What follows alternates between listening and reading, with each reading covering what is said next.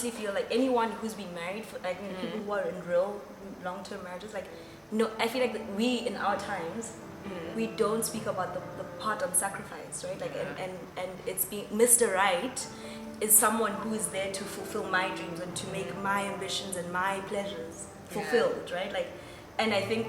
And that's why I think I struggle when we were talking earlier about like the checklist, where I'm like, it gives this impression that I'm going in and I'm finding this person, I'm taking it off because it's all about me first. Yeah. And I think that's the thing that I always like. That's my attention. I'm like, biblically, it's like love is patient, love keeps no record of wrongs. Like the bigger stuff, the stuff that are more long term, that sustain real relationships, are not in the conversation. And they may seem too old right now because we're still in like young relationships. Yeah.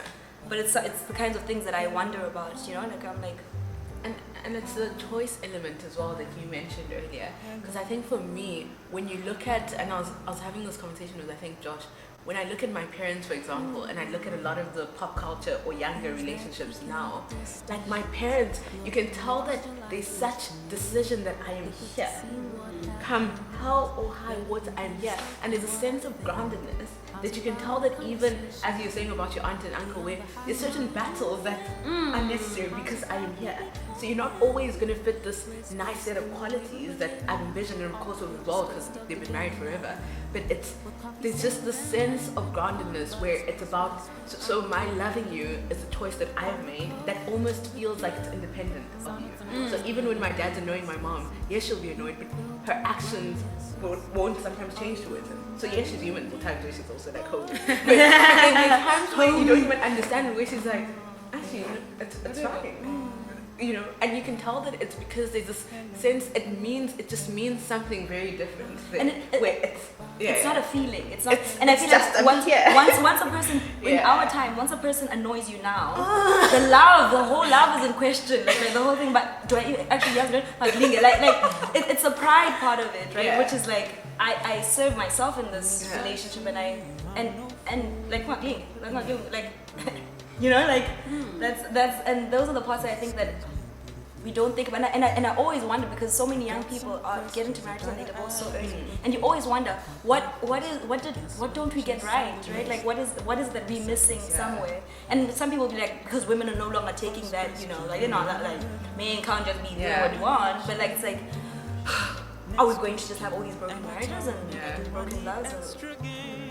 I think I like what Sharon was saying about if the decision is independent of the person, then I can always still decide to be here and to love you. And I'm not here, like I decided. Not here for it's entertainment. Not that you are going to do something that is going to. You're not going to do something that's going to maybe. Yes, you'll do things that will irritate me and stuff, but my affections towards you and what I've decided that I want to be here, like it's independent of this thing of. You're not serving, like why does it look like we're not equals? Why does it seem like, you know, I'm compromising, it's all about you. If the decision is independent and you've decided that this is what I want to do, I think it informs the way that you move forward.